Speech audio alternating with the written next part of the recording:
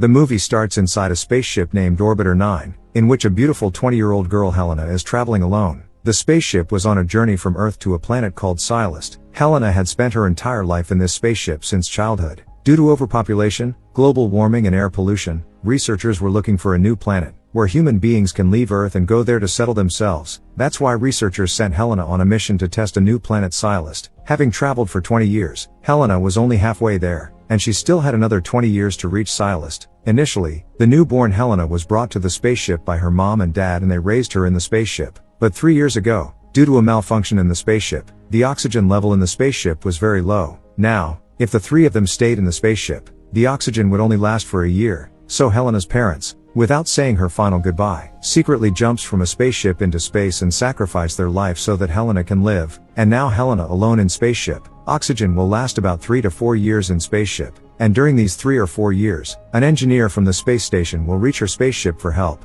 And so Helena spent the last 3 years alone in the ship. Then one day the oxygen level in the spaceship drops to just 1%. The spaceship's artificial intelligence tells Helena that an engineer will arrive to assist her in the next 17 hours. Helena was about to meet a human for the first time in her life other than her parents. A few hours later, the emergency alarm suddenly starts sounding in the spaceship and the spaceship starts moving rapidly. She runs into the spaceship's control room and finds a space capsule being attached to her spaceship. And then, as the door to his spaceship opens, there is a boy about his age standing in front of her. Helena saw a boy for the first time in her entire life. She was lost as soon as she saw him. He tells Helena that he is an engineer, and only has 50 hours for the repair work. The engineer also had a mini-robot. The mini-robot helped the engineer in fault finding. Helena wanted to stay with the engineer under some pretext, but the engineer was trying to avoid her. Helena asks the engineer his name and the engineer tells him his name is Alex. Helena asks him to stay for dinner, but after some hesitation, Alex agrees to have dinner with her. Helena gets quite happy and Alex gets down to work after dinner. While Alex was busy and working,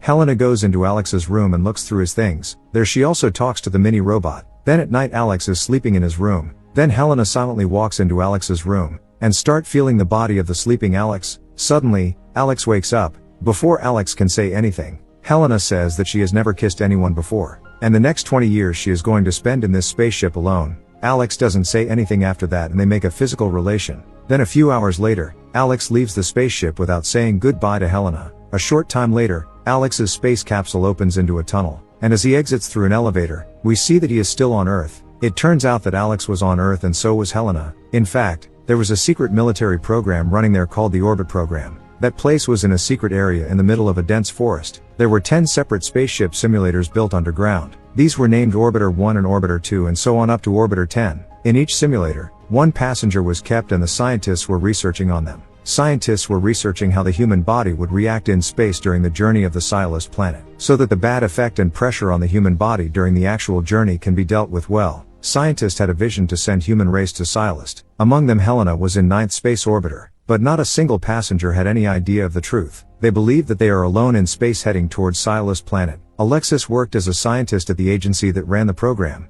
Alex enters the agency. There, the chief scientist of the Orbit program tells Alex that their space program is succeeding very quickly, and if this continues, in the next 20 to 30 years the first spaceship will actually fly to the Cylist planet. Alex is finally leaving this secret place for his home. He is checked at the military check post. The radio in the car was talking about a disaster in Cylist spaceship. In fact, 5 years ago, a spaceship was supposed to be sent to the Cylist planet, but seconds before the spaceship was about to take off, a technical malfunction caused to explode the spaceship, in which all crew members were burnt to death. The head engineer for that project was Alex. Alex had gone into a bit of a depression after the crash, because not only were the crew members killed, but Cylist planet's mission was far behind. Taking a lesson from this accident, scientists first wanted to test all the possibilities through simulation, so that nothing goes wrong this time. Then, when Alex is resting at home, the mini-robot suddenly projects a video of Helena on the wall. In this video, Helena has the same sweet words she used to say to the mini-robot. The mini-robot had secretly recorded a video of Helena. The next night Alex goes to see his psychologist. The psychologist kept her face hidden but she can see her client clearly from behind a screen. But on the other hand, the client doesn't see anything. Only an animated fox face was visible. Alex tells the psychologist about the passenger inside the simulator, that all the passengers are being used in the simulator like scientists use rats in a lab to experiment on them. He felt bad for those passengers, especially Helena. Alex watched Helena from his home lab. He kept thinking about her and couldn't get Helena out of his mind. And then one day, Alex's patience wears thin and he leaves for Orbiter 9 in a secret military facility. Meanwhile, Helena was disappointed in her spaceship. Suddenly her spaceship starts shaking, and the alarm goes on. She sees in the control panel that the space capsule is attaching to its spaceship. She did not understand anything because she had not sent any service request. She is then stunned to see Alex suddenly emerge from the space capsule. She notices that Alex has arrived without a space suit. Alex tells her that it's not a spaceship, it's a simulator, and Earth is just beyond the door. He tells Helena that they have to leave right now. Helena doesn't understand and panics, and asks Alex to go back to his space capsule. Hearing this, Alex removes the camera and says that she was being recorded since childhood. Helena is still confused and scared, but she agrees with Alex. He sets the mini robot in Helena's place and puts all the plugs on it, allowing the agency to receive Helena's health reports as before. Finally he leaves, taking Helena with him. Alex was holding her hand and leading her out. Helena was quite nervous. As she steps out, Helena suddenly feels a very bright light, her heart racing. She had never been in the sunlight in her entire life. Alex hides her in a large box in the back of his truck and then covers the box with his space suit. Arriving at a military checkpoint, a soldier begins scanning his truck with a radiation detector. As he moves toward the back of the truck, the beeping of the detector gets louder. Alex was scared. He is about to drive the truck away, then the soldier tells him that Alex left his space suit outside, so the scanner is picking up radiation. Then he signals the truck to go without even checking the box on the truck, and Alex quickly gets out of there. He then takes Helena out on a hill. He tells Helena about the whole simulator program that has been going on since before Helena was born. He also explains that the fault in the oxygen supply was an excuse. In fact, he came to the spaceship to test the technology of the artificial intelligence. After knowing everything, Helena desires to meet her parents. Alex says no one should know she's out, especially her parents, who are military scientists. They devoted more than half of their life to this project. She should never make the mistake of finding her family among these people. She will gain nothing but disappointment. Then Alex takes her to his house. There, Helena sees many unusual things for the first time in her life. She feels the rain for the first time. The next day, Alex leaves Helena at his house and goes to work. After work he goes to his psychologist and tells the truth that he has taken Helena out with him. As Alex is leaving, the psychologist confronts Alex. She gives him her personal phone number so that he can contact her if he ever needs any help. Alex shows Helena live videos of other simulators from his homemade lab. He says that the cameras are not installed in the bedrooms and bathrooms, but only in the corridors and entrances. Helena asks if the agency will see that Helena is not on the spaceship, then what will happen. Alex explains that he will shoot video from home and mix it with the spaceship's video feed. Alex further informs her that the door to the simulator only opens for any passenger when he dies. Once the passenger enters the simulator, his journey is extended by one excuse or another. Unless he dies naturally, getting rid from simulator is possible only after death. This is how the orbiter program was designed. Then one day, Helena shows Alex the scars on her back. Alex takes her to a doctor who tells him that Helena's skin is very sensitive and that the sun's rays are damaging her skin. At the doctor's insistence, Alex tells him the truth about Helena. The doctor instructs him to take care a lot.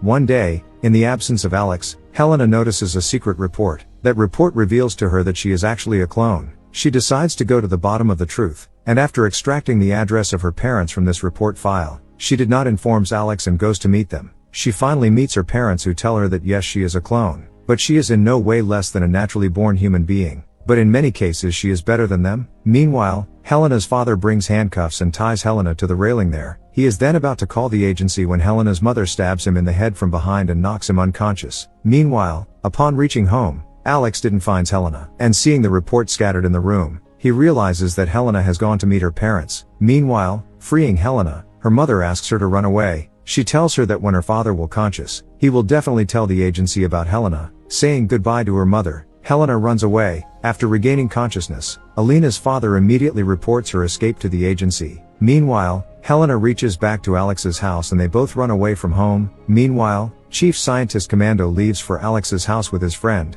Alex and Helena go to psychologist to ask them for her help. The chief scientist also comes there to track them. The psychologist tries to hide them both but fails, and is killed by a commando. Alex and Helena run away for their lives. The commandos and the chief scientist also run after them. After going to one place, both of them got stuck. Now they had no other option but to jump from there to another roof. Helena tells Alex to jump first. Alex jumps, then he tells Helena to jump too, but Alina doesn't jump. She decided to surrender to save Alex. Finally, the commandos capture Helena and shoot Alex as well, but he runs away from there. After leaving there, Alex meets his doctor friend. The doctor tells Alex that Helena's medical report is not good. Her skin is rapidly progressing towards disease. She cannot live in sunlight. Alex tells the doctor that Helena is no longer with him. The agency has captured her and taken her away. After hearing, Doctor says that in a way this is good for Helena, as her body has become accustomed to the pressurized environment of the spaceship, and she will not be able to live outside of it anymore. The doctor further reveals that Helena is pregnant. Meanwhile, the chief scientist at the agency tells Helena that she is no longer of any use to them,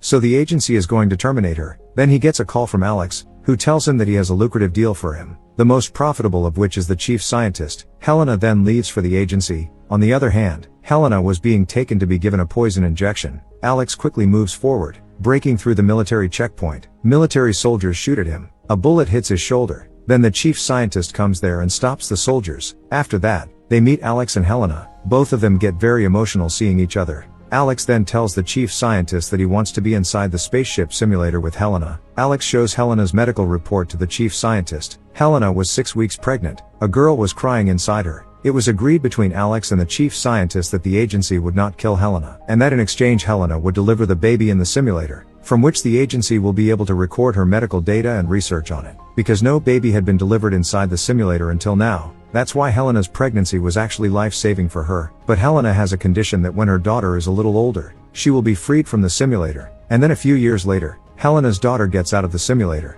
and here the movie ends.